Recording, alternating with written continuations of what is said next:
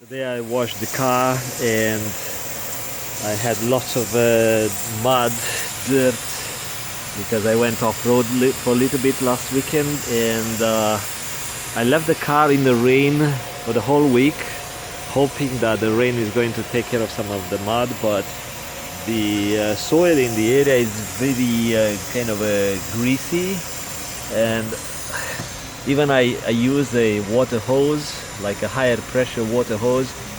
The greasy soil doesn't come out, so I have to use some soap and warm water to clean it properly. So for now I leave it like that, but what I'm trying to record here, every time I do wash my car, I use a high pressure air hose, and what I do, I blow the water off some areas that keep the water trapped in, and later would cause some rust.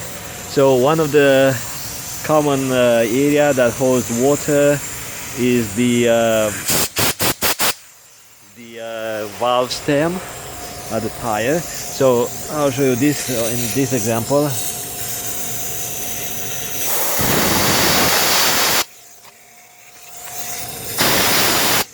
And also at the lugs.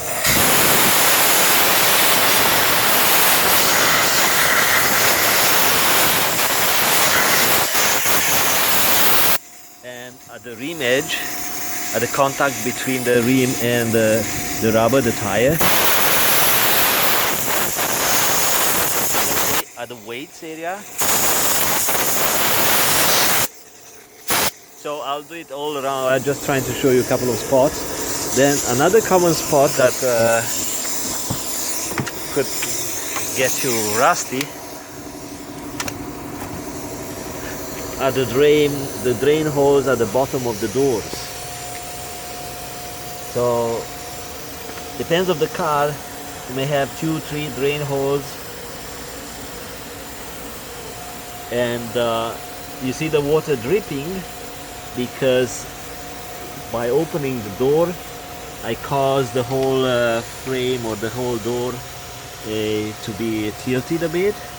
So that water that got trapped in there is now coming out.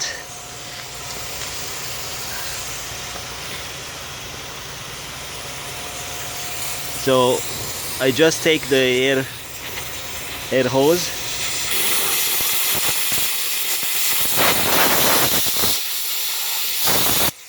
so this rubber is trapping some of the, because it has holes that prevents it popping it when you close the door. When you shut the door closed, the air will get out through this fast escape holes, but also they capture some water. So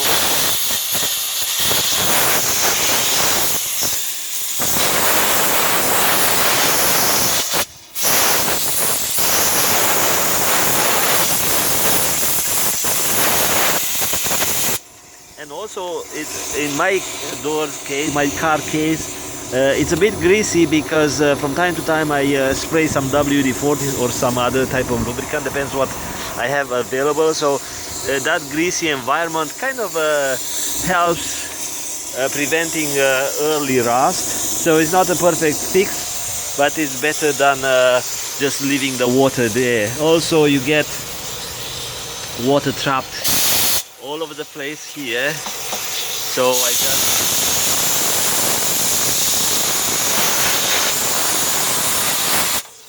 because even you drive fast, you think the road water is going to wash the area, but I've seen water in the past. So also another one is on the side of the fender. So I put a water hose in here usually.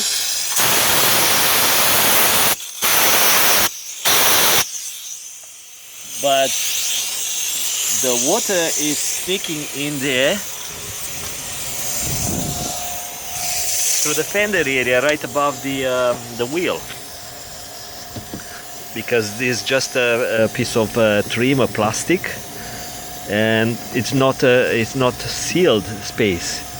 so the water can get in here and it get behind this trim, and once stuck there, the mud gets stuck there. The problem with the mud that gets stuck behind the trim is that the mud does not dry. It keeps the moisture, so it's a moist environment that is very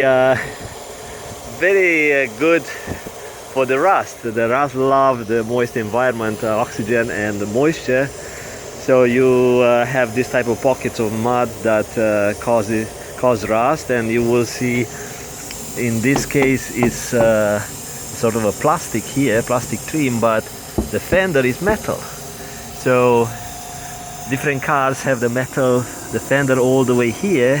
Even this one, this is just a cover on top, but the fender extends all the way here, and this plastic will kind of hide the rust. You won't see it. So because I do check, I go behind with a flashlight and I look in there, see if it's clean, I'm happy. If it's dirt, I have to take a water hose and take it out, remove it, wash it, then blow it with air hose, blows the excess of moisture with a high pressure air hose. And I go in these areas behind the fenders and all this type of areas around the wheel where lots of water comes in, and you see some sort of drip holes. Okay, so you may want to remove those from time to time and blow some air in there. There is another spot where you get rust, so I did get rust the rear door as a gasket. So from time to time it's good idea to remove this gasket, the door gasket, and check the frame or whatever chassis you have for water trapped in here, because once the water gets trapped behind this this rubber gasket, it doesn't come out. And I got a bit of rust here, so I quickly painted. I didn't do a proper repair. I just used red paint and I painted just to give me some sort of an extra coat. But probably one day when I'll get old, I may redo this space. But to prevent the extent of the rust, I just wipe that one dry and blow the water out. So in here at hinges also you need to blow the water that gets trapped in here. All this area you may think of. In my truck case at the rear door, you see the water dripping. So the water gets in here in this space. You know why? If you don't know, I'll explain you why. In this case it's a different design, but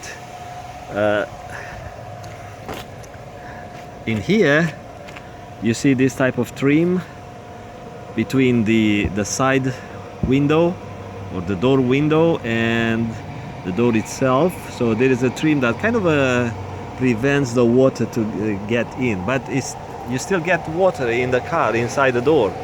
So that water doesn't get trapped because of this this dripping or drain holes.